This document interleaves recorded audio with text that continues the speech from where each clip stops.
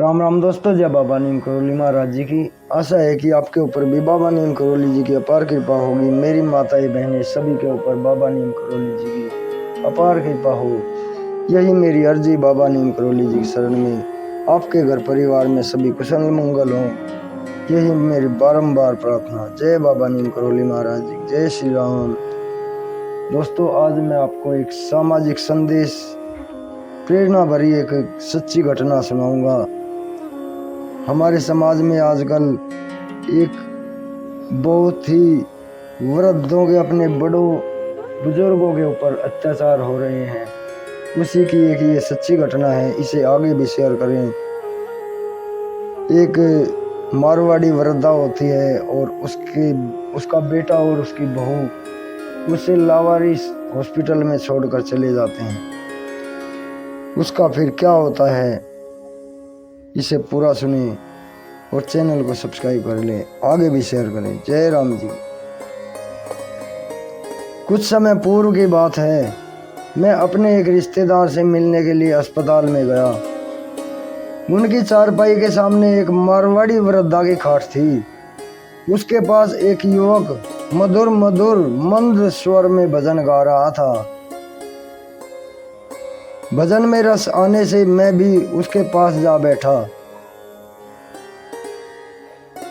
एक भजन पूरा होते ही वृद्धा बोली, एक दूसरा भजन तो गाओ बेटा। तेरे कंठ में तो भगवान ने जितनी मिठास भरी है, उससे कहीं अधिक मिठास तेरे हृदय में भर दी है। तेरी सेवा का बदला तो भगवान ही तुझे देंगे। वृद्धा की इच्छानुसार उस भाई ने सिंधी भाषा में दूसरा भजन आरंभ कर दिया। वह भाई सिंधी था। थोड़ी देर के बाद थर्मस में दूध लेकर और ताजे फल व खिचड़ी लेकर उसकी पत्नी आई और उस वृद्धा के सामने आकर बैठ गई। वृद्धा ने भजन पूरा हो जाने के बाद कहा, बेटा, सगा पुत्र भी जितनी सेवा नहीं कर सकता, उतनी सेवा तुम लोग आज 10 दिन से मेरी कर रहे हो। युवक की पत्नी ने कहा, माँ जी, आप अधिक कहेंगे तो हम लोग चले जाएंगे। हमने इसमें कौन सा उपकार किया है जो हमें आप इतना यश दे रही हैं। यह ठीक बात है बेटी। इतना कहकर वृद्धा की आंखों में आंसू भर आए और वह बोली, मेरा बेटा तो मुझे यहाँ लावारिस छोड़कर चला गया और अपनी बहू को भी उसने नहीं भेजा। तुम ना होते तो मेरा क्या होता। इतना कहकर वृद्धा रोने लगी।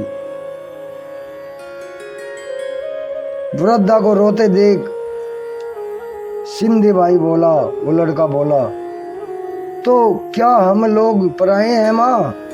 माँ जी, भैया और भाभी को कोई खास काम आ गया होगा, इसलिए वे नहीं आ सके होंगे। अभी तो अस्पताल से छुट्टी मिलने पर हम लोग आपको अपने घर ले जाएंगे। जब तक आपको पूर्ण आराम ना हो जाए तब तक अपने साथ ही आपको रखेंगे, सिंधी भाई ने कहा। फिर पत्नी बोली, माँ जी, शुरू में जब हम लोग आपके मकान में रहने के लिए आए थे, तब आपने मुझसे कहा था, बेटी, तुझे देखकर मुझे अपनी मोहिनी बेटी की याद आती है। अब आप ही कहिए माँ जी कि आपकी यह मोहिनी आपको बीमार हालत में अकेली कैसे छोड़ सकती है। हम लोगों ने संयोगवश मकान तो बदल लिया है, किंतु मकान बदलने से आपसे मिले हुए हृदय को कैसे बदल सकते हैं। मैंने उस वृद्धा और युवा सिंधी दंपति के साथ जितना समय व्यतीत किया, वह मेरे लिए स्वर्गीय सुख का समय था। ये अखंड आनंद गुणवंती द्विवेदी हैं। इन्होंने अपनी ये सत्य घटना आंखों देखी लिखी है। इसे आगे भी शेयर करें, आपके ऊपर भी अनंत धर्म लाभ होगा। चैनल को सब्सक्राइब करें ताकि बाबा नीम करोली जी की अनंत महिमाएं मैं आपको सुनाता रहूं। और जय बाबा नीम करोली महाराज।